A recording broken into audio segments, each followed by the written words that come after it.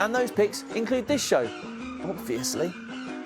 Centuries before TripAdvisor allowed tourists to slate a hotel for the shape of their pillow chocolates, or every interaction could be rated, there was a guide, a rough guide, to London's sex workers. Harris's list of Covent Garden ladies was the indispensable guide to the professionals of London, each worker affording a brief description of their qualities.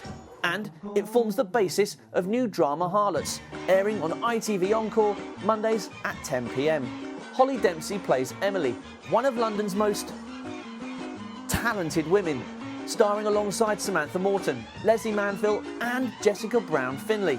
And Holli spoke to me about the importance of telling these women's stories, how this differs from other period dramas, and what her own biography is. The gateway to the Temple of Bliss between my lithesome thighs, and that's one of them. Apparently I could raise a man from the dead, so she's good. This girl's good. And the Duchess of Quim. I think that's enough, isn't it? That's quite good. Why am I not on a dating site? That would work. She's done you a favour. She's made you notorious for the bad border London mark. That was the main trade for women. There wasn't many options for women at the time. Either you married a man and he took all of your wealth and you lived under his name without your own power, or you did backbreaking labour, which was, by all accounts, harder than the stuff the men had to do, so if the young girls have to do that, or you became a sex worker and kept your own money and, within reason, managed your own life. I think they just picked a period of time that people don't know about so much. I think we've done a lot more of the Victorian times, and things were cleaned up a lot more by then. So they picked a period of time where people were, they were off their faces on laudanum and opium most of the time because it was cheaper than tea. So that was a common thing. It was mad, crazy times. The two brothel keepers who lock horns in this series, Samantha Morton and Leslie Manville, they are proper bosses. Yeah, exactly, yeah. I think this as far as I know, it's one of the first things where we're looking at women as the bosses, the heads of their houses. They were, they were the dons, and we haven't really looked at it like that. There's so many gangster films out there that, they're depicting murderers or really quite evil men who won't bat an eyelid at slaughtering a whole family. Yet that's that's cool. That's quite sick. And all we're doing is pleasuring people from the pavement to the Parliament. Because I just think it's not the oldest trade in the book for no reason. And these women aren't always victims. They are, we're showing them having fun. We're showing the sisterhood. We're showing the struggles. And, yeah, it's not just a sort of 2D show. You can really learn something.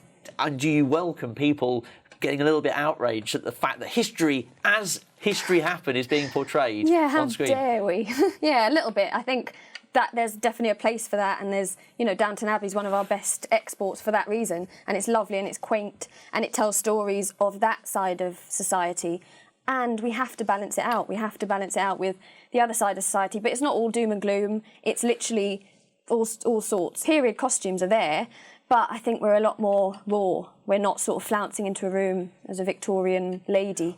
The question that is kind of unavoidable, really, is how trepidatious were you about the nudity that appears in this? Because it is unapologetic, it's unashamed of portraying what life would have been like in these places. Yeah, I think the main point is it's not...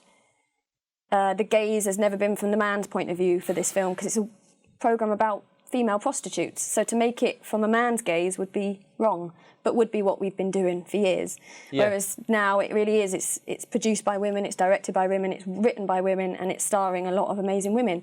So for that, it's going to be female-led. So if there's nudity, it only informs the character or the journey. So if I take something off, it's not to get people going, it's to follow the story on. And plus, we're in a brothel, so like you said, we never wanted to make a show that is covered up, because you can't. It has to be raw and real.